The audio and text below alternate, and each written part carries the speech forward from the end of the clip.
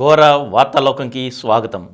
ఈనాటి ముఖ్య అంశాలు: పీవీకి భారతరత్న ప్రదానం, వాలంటీర్ల ద్వారా నగదు పంపిణీ చేయొద్దు, కేంద్ర ఎన్నికల సంఘం ఆదేశం, కడప తహసీల్దార్ అక్రమాస్తులపై ఏసీబీ దాడులు, మూడో చెవి వింటోంది జాగ్రత్త, సులభంగా మారిపోయిన ఫోన్ ట్యాపింగ్, విశాఖలో విద్యార్థిని ఆత్మహత్యపై విచారణకు కమిటీ, పెళ్లిలో భర్తతో డ్యాన్స్, కొన్ని గంటల్లోనే మృతి, మద్ది చెట్టు నుంచి నీటి ధార, ఐపీఎల్ 17లో లక్నో బోని, ఆకస్మిక హృద్రోగ మరణాలను నివారించవచ్చు, వాసవ్య నర్సింగ్ హోంలో 1265వ ఆరోగ్య సదస్సు.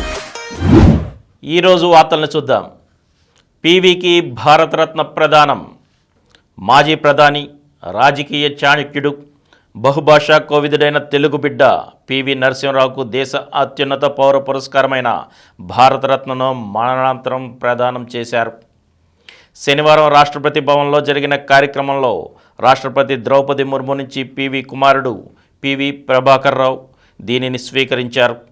మరో మాజీ ప్రధాని చౌదరి చరణ్ సింగ్, హరిత విప్లవ పితామహుడిగా పేరొందిన వ్యవసాయ శాస్త్రవేత్త ఎంఎస్ స్వామినాథన్, బీహార్ మాజీ ముఖ్యమంత్రి కర్పూరి ఠాకూర్లకు కూడా మరణాంతరం ప్రకటించిన ఈ పురస్కారాలను వారి వారి కుటుంబ సభ్యులు స్వీకరించారు. పురస్కార గ్రహీతల విజయాలను రాష్ట్రపతి భవన్ కొనియాడింది. స్వాతంత్ర ఉద్యమంలో నిజాములపై పోరులో కీలక పాత్ర పోషించిన పివి దేశ ప్రధానిగా ఆర్థిక సంస్కరణలు తీసుకొచ్చారని పేర్కొంది. కార్యక్రమంలో ప్రధాని నరేంద్ర మోదీ, కేంద్ర మంత్రులు అమిత్ షా, జైశంకర్, కిషన్ రెడ్డి, భాజపా జాతీయ అధ్యక్షుడు జేపీ నడ్డా, కాంగ్రెస్ అధ్యక్షుడు మల్లికార్జున ఖర్గే తదితరులు పాల్గొన్నారు. కేంద్రం ఈ ఏడాది మొత్తం 5గురికి భారతరత్న పురస్కారాలు ప్రకటించింది. వారిలో మాజీ ఉప ప్రధాని లాల్ కృష్ణ అడ్వాణీ ఒక్కరే జీవించి ఉన్నారు.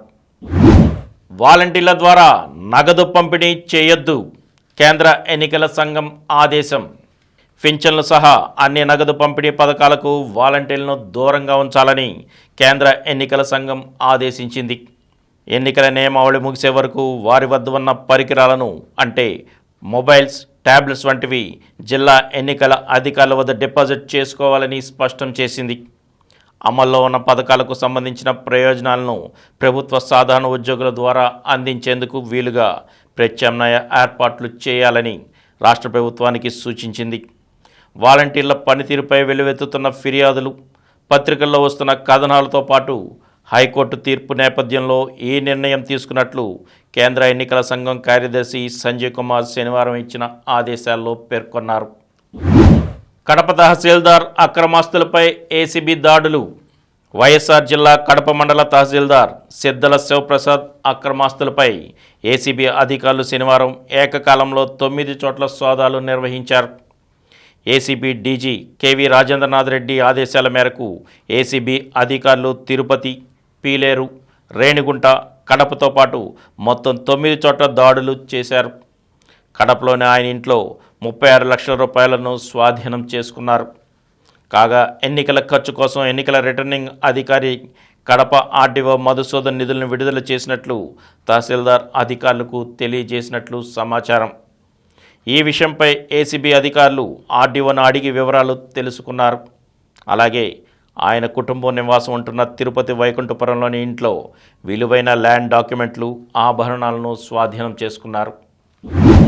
మూడో చెవి వింటోంది జాగ్రత్త, సులభంగా మారిపోయిన ఫోన్ ట్యాపింగ్. ఫోన్ ట్యాపింగ్ ప్రస్తుతం తెలంగాణ రాష్ట్రంలో ప్రకంపనలు సృష్టిస్తోంది. ట్యాపింగ్ మాటను కొందరు అధికారులు సాగించిన దందా రోజురోజుకు వెలుగు చూస్తున్న సంచలన విషయాలు విస్తుగొలుపుతున్నాయి. దీనిపై అధికార ప్రతిపక్షాల మధ్య మాటల యుద్ధాలు, ఫిర్యాదుల వంటి విషయాలను పక్కన పెడితే అసలు ట్యాపింగ్ కథ ఏమిటో ఇప్పుడు తెలుసుకుందాం.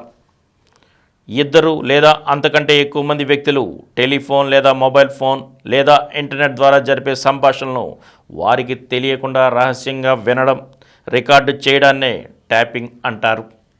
వాస్తవానికి ట్యాపింగ్ చేయడం చట్టవిరుద్ధం. అక్రమంగా ట్యాపింగ్ చేసే వాళ్లకు పెద్దగా ఎక్విప్మెంట్ కూడా అక్కర్లేదు. ఓ ల్యాప్టాప్ సైజులో ఉండే సెల్యులార్ ఇంటర్సెప్షన్ మెషిన్ను కారులో పెట్టుకుంటే చాలు, ఎవరి ఫోన్ అయినా సులభంగా ట్యాప్ చేసేయచ్చు. ఫోన్ ట్యాపింగ్ చేయాల్సిన వ్యక్తి ఇల్లు లేదా ఆఫీస్ వద్ద కారు పార్క్ చేసుకుంటే చాలు, అవతల వ్యక్తి సంభాషణలన్నీ వినొచ్చు, రికార్డు చేయవచ్చు. ఇందుకోసం ముందుగా ఆ వ్యక్తి ఫోన్ నెంబర్ను మిషన్లో ఫీడ్ చేయాలి. అనంతరం ఆ వ్యక్తికి ఫోన్ చేస్తే ఆటోమేటిక్గా మిషన్లో రికార్డ్ అయిపోతుంది. సదరు వ్యక్తి గొంతును రికార్డ్ చేసి మిషన్లో ఫీడ్ చేసినా సరే దాని ఆధారంగా ఆ కాల్ను మిషన్ రికార్డు చేస్తుంది. ఇక ట్యాపింగ్లో పలు రకాలు ఉన్నాయి. సెల్యులార్ ఇంటర్సెప్టర్లు, వీటిని IMSI క్యాచెస్ లేదా స్టింగ్రేస్ అని పిలుస్తారు. ట్యాపర్ల ద్వారా ప్రసారమయ్యే నిర్దేశిత మొబైల్ సిగ్నల్స్ను ఇవి అడ్డుకుంటాయి. ఇందులోని డేటాను క్యాప్చర్ చేయడమే కాకుండా మొబైల్ లొకేషన్ కూడా ట్రాక్ చేస్తాయి. కాల్స్తో పాటు SMSలను సంగ్రహిస్తాయి. ఇక VoIP ఇంటర్సెప్షన్ సాధనాలు. VoIP ప్రోటోకాల్స్లోని బలహీనతను ఆసరాగా చేసుకుని ఇంటర్నెట్లో ప్రయాణించే డేటా ప్యాకెట్లను ఇవి అడ్డుకొని అందులోని డేటాను సంగ్రహిస్తాయి. ఇక క్లోన్డ్ సిమ్ కార్డులు. ట్యాపింగ్ చేయాలనుకున్న వ్యక్తి సిమ్కు క్లోన్డ్ సిమ్ సంపాదిస్తే చాలు, సదరు వ్యక్తి మొబైల్ ఫోన్కు వచ్చే కాల్స్ అన్నీ చక్కగా వినొచ్చు. ఇక మానిటరింగ్ సాఫ్ట్వేర్. హానికరమైన సాఫ్ట్వేర్ లేదా స్పైవేర్ను నిర్దేశిత వ్యక్తి మొబైల్ ఫోన్లో వారికి తెలియకుండా చూపిస్తారు. ఆ ఫోన్ సంభాషణలను రికార్డు చేస్తాయి. పెళ్లిలో భర్తతో డ్యాన్స్, కొన్ని గంటల్లోనే మృతి. పెళ్ళైన ఆనందంలో భర్తతో కలిసి డ్యాన్స్ చేసిన నవవధువు కొన్ని గంటల వ్యవధిలోనే మృతి చెందిన విషాద ఘటన పార్వతీపురం, మన్యం జిల్లా మక్కువ మండలం దబ్బగడ్డలో జరిగింది. వివరాల్లోకి వెళ్తే దబ్బగడ్డ గ్రామానికి చెందిన భాస్కర్ రావుతో పార్వతీపురం మండలం కొత్తవలస గ్రామానికి చెందిన అఖిలకు శుక్రవారం రాత్రి పెళ్లి జరిగింది. మాంగళ్య ధారణ అనంతరం శనివారం తెల్లవారుజామున 3 గంటల వరకు ఊరేగింపు సాగింది. డీజే పాటలకు భర్తతో కలిసి అఖిల డ్యాన్స్ చేసింది. అనంతరం నీరసంగా ఉందంటూ నిద్రలోకి జారుకుంది. తర్వాత బంధువులు వెళ్లి లేపగా ఎంతకు లేకపోవడంతో వెంటనే మక్కువ PHCకి తరలించారు. అక్కడ ప్రాథమిక వైద్య సేవలు అందిన అనంతరం మెరుగైన చికిత్స కోసం సాలూరు CHCకి తరలించారు. అక్కడ వైద్యులు పరిశీలించి అప్పటికే మృతి చెందినట్లు నిర్ధారించారు. అఖిలకు తల్లిదండ్రులు లేరు. నానమ్మ తాతయ్యల వద్దే పెరిగింది. ముందు రోజు ఉపవాసం ఉండటం, పెళ్లి తర్వాత డ్యాన్స్ చేయడం వల్ల డీహైడ్రేషన్ గురై మృతి చెంది ఉండవచ్చునని గ్రామస్తులు, బంధువులు భావిస్తున్నారు. విశాఖలో విద్యార్థిని ఆత్మహత్యపై విచారణకు కమిటీ. విశాఖ జిల్లా కొమ్మాదిలోని చైతన్య ఇంజనీరింగ్ కళాశాలలో డిప్లొమా విద్యార్థిని రూపశ్రీ బలవన్ మరణంపై సాంకేతిక విద్యాశాఖ విచారణకు ఆదేశించింది. సంఘటన పూర్వాపరాలపై పూర్తిస్థాయి విచారణ జరిపి 24 గంటల్లోపు వివరణాత్మక నివేదిక అందించాలని కమిషనర్ చదలవాడి నాగరాణి శనివారం ఉత్తర్వులు జారీ చేశారు. 3 సభ్యులతో విచారణ కమిటీని నియమిస్తున్నామన్నారు. పెందుర్తి ప్రభుత్వ polytechnic college principal doctor N Chandrasekhar నేతృత్వంలో విశాఖపట్నం ప్రభుత్వ పాలిటెక్నిక్ మెటలర్జీ విభాగం అధిపతి డాక్టర్ K రత్నకుమార్, సివిల్ ఇంజనీరింగ్లో లెక్చరర్ డాక్టర్ K రాజలక్ష్మి సభ్యులుగా కమిటీ ఏర్పాటు చేసినట్లు తెలిపారు. విద్యా సంస్థల్లోని ఫ్యాకల్టీ లైంగిక వేధింపుల కారణంగానే తాను చనిపోతున్నానని, తనలాగే కాలేజీలో పలువురు విద్యార్థులను ఇబ్బంది పడుతున్నారని తండ్రికి మెసేజ్ చేసి రూపశ్రీ చనిపోయిన విషయం తెలిసిందే. మద్ది చెట్టు నుంచి నీటి ధార. దట్టమైన అటవీ ప్రాంతంలో మద్ది చెట్టు నుంచి ధారగా నీరు రావడం అటవీ అధికారులను ఆశ్చర్యానికి గురి చేసింది. పాపికొండలు నేషనల్ పార్కులోని ఇందుకూరు రేంజ్ పరిధి కింటుకూరు అటవీ ప్రాంతంలో శనివారం ఈ ఘటన చోటు చేసుకుంది. రంపచోడవరం DFO నరేంద్రన్ సిబ్బందితో కలిసి శనివారం కింటుకూరు అటవీ ప్రాంతానికి తనిఖీ నిమిత్తం వెళ్లారు. నల్లమద్ది చెట్టుకు బొడుపులు ఉన్న చోట కత్తితో ఘాటు పెట్టాలని ఆయన సిబ్బందికి సూచించారు. దీంతో ఘాటు పెడుతుండగానే నీరు ధారలా బయటకు వచ్చింది.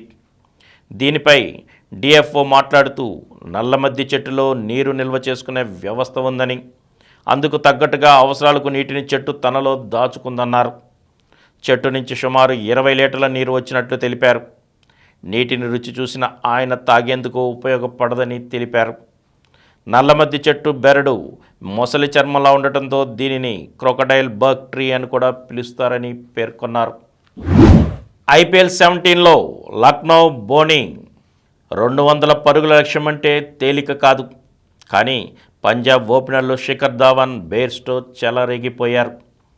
11 ఓవర్లకు వికెట్ నష్టపోకుండా 101 పరుగులు చేసి పంజాబ్ తిరుగులేని స్థితిలో నిలిచింది. ఆ జట్టు విజయం లాంఛనమే అనుకున్నారంతా.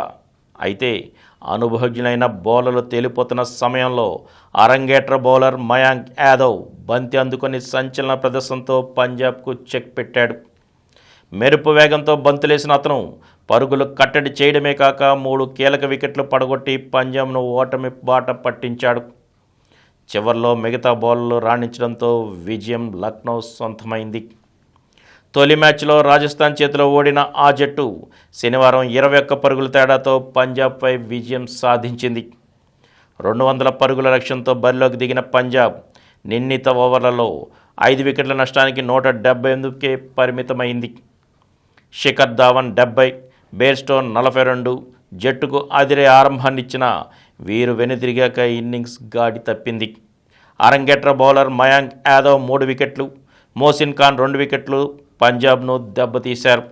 మొదట డీకాక్ 54, పోరాన్ 42, కృణాల్ పాండ్యా 43 నాటౌట్తో మెరుపులు మెరిపించారు.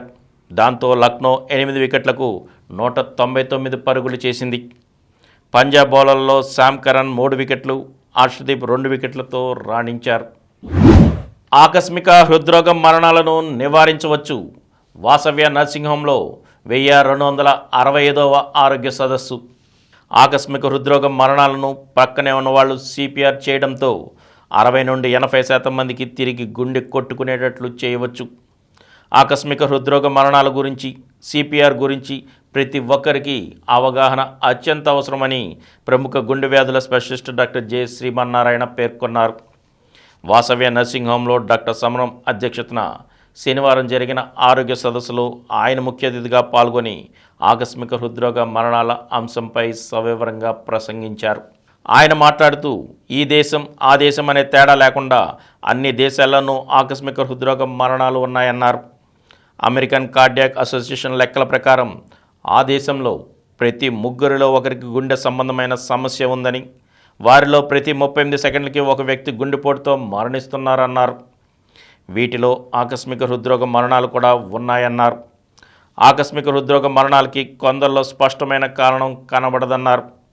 కానీ తలకి గట్టి దెబ్బ తగలడం, నీటిలో మునిగిపోవడం, గాలి అందకపోవడం, కరెంట్ షాక్ వంటివి కూడా ఆకస్మిక మరణాలకి కారణాలన్నారు. జీవనశైలి వ్యాధులు కూడా తెలుసో తెలియకుండానో ఆకస్మిక హృద్రోగ మరణాలకి కారణాలన్నారు. రక్తపోటు, మధుమేహం, చెడు కొలెస్ట్రాల్, స్మోకింగ్, స్థూలకాయం, ఆహార లోపాలు కూడా ప్రత్యక్షంగానో పరోక్షంగానో ఆకస్మిక హృద్రోగ మరణాలకి కారణాలన్నారు. వంశపారంపర్యంగా సంక్రమించే హృద్రోగ సంబంధిత వ్యాధులు కూడా ఆకస్మిక హృద్రోగ మరణాలకి కారణాలన్నారు. ఆరోగ్యకరమైన జీవనశైలి, వ్యాయామం, మంచి ఆహారం, నిద్ర, మానసిక ప్రశాంతత, రెగ్యులర్ ఆరోగ్య పరీక్షలు ఆకస్మిక హృద్రోగ మరణాలను నివారించడానికి తోడ్పడతాయన్నారు. ఆకస్మిక హృద్రోగ మరణాల నుంచి వ్యక్తులను రక్షించడానికి సిపిఆర్ ప్రక్రియ అద్భుతంగా తోడ్పడుతుందన్నారు. ఆ తర్వాత సడన్ కార్డియాక్ అరెస్ట్కి మూల కారణం ఏమిటో వైద్య పరీక్షల ద్వారా నిర్ధారించి చికిత్స పొందడం అవసరమన్నారు. ఆకస్మిక హృద్రోగ మరణాలను నివారించడానికి ప్రతి ఒక్కరికి సిపిఆర్ టెక్నిక్ తెలియాలన్నారు. డాక్టర్ మారు వందన సమర్పణ చేశారు. ఇప్పుడు కొన్ని సంక్షిప్త వార్తలను చూద్దాం. ఎన్నికల డిఎస్సి వాయిదా, కోడ్ ముగిసిన తర్వాతే టెట్ ఫలితాల విడుదల, డిఎస్సి నిర్వహణ. రాష్ట్ర ఎన్నికల ప్రధాన అధికారికి కేంద్ర ఎన్నికల సంఘం ఆదేశం. నారా లోకేష్కు జెడ్ కేటగిరీ భద్రత, కేంద్ర హోంశాఖ నిర్ణయం. తెలుగుదేశం పార్టీ ప్రధాన కార్యదర్శి నారా లోకేష్కు సిఆర్పిఎఫ్ బలగాలతో జెడ్ కేటగిరీ భద్రతను కేంద్ర హోంశాఖ కల్పించింది. మావోయిస్టు హెచ్చరికలు, యువగళం పాదయాత్రలో చోటు చేసుకున్న భద్రతా వైఫల్యాలు, నిఘా వర్గాల సమాచారం మేరకు భద్రతను పెంచుతూ కేంద్రం నిర్ణయం తీసుకుంది. సముద్రపు దొంగల ఆట కట్టించిన భారత్. అరేబియా సముద్రంలో హైజాక్ గురైన ఇరాన్కు చెందిన చేపల పడవను భారత నౌకాదళం రక్షించింది. 12 గంటల పాటు సాగిన ప్రత్యేక ఆపరేషన్ ద్వారా పడవలోని 23 మంది పాకిస్తానీ సిబ్బందిని సురక్షితంగా కాపాడినట్లు అధికారులు ప్రకటించారు. నేడు ఐపీఎల్లో గుజరాత్ వర్సెస్ హైదరాబాద్, ఢిల్లీ వర్సెస్ చెన్నై. సాత్విక్ జోడీ సైనాను దాటింది. భారత బ్యాడ్మింటన్ స్టార్లు సాత్విక్, సాయిరాజ్, చిరాగ్ శెట్టి గొప్ప ఘనత సాధించారు. దిగ్గజ షట్లర్ సైనాను అధిగమిస్తూ భారత్ తరపున ఎక్కువ వారాలు నెంబర్ 1గా నిలిచిన జోడీగా వీరు రికార్డులకెక్కారు. 2015లో నెంబర్ 1 ర్యాంకు సాధించిన సైనా 9 వారాలు ఆ స్థానంలో కొనసాగింది. 2024 జనవరి 23న టాప్ ర్యాంక్ సొంతం చేసుకు సాత్విక్ ద్వయం 10 వారాలు పూర్తి చేసుకుంది. విల్లీ స్థానంలో హెన్రీ.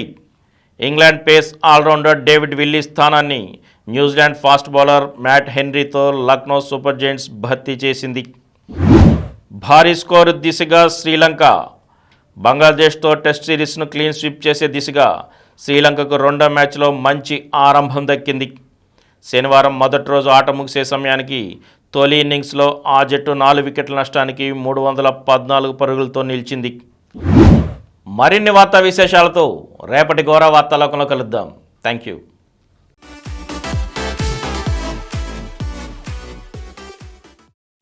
ప్రతిరోజు వార్తా విశేషాల కోసం అనతి కాలంలోనే 20 కోట్ల వ్యూస్ సాధించిన డాక్టర్ సమరం మల్టీ ఛానల్ నెట్వర్క్ సమర్పించు గోరా వార్తాలోకంకు సబ్స్క్రైబ్ చేయండి, లైక్ చేయండి, మీ ఫ్రెండ్స్కి షేర్ చేయండి.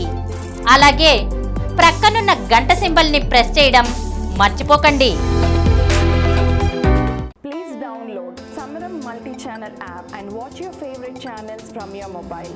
App available on Google Play Store and subscribe to the channels.